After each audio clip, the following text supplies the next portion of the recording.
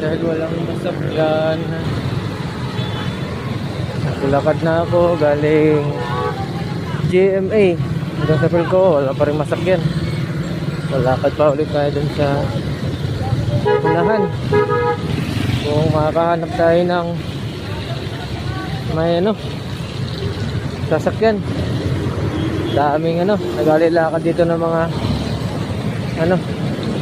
kapwa commuter dahil siguro dahil sa baha to kaya walang masakyan.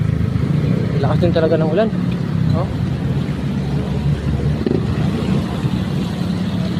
Alay-lakad yung mga tao. Grabe. Dito natin kung naunahan kung may masakyan pa tayo. Ito. Hirap maging commuter.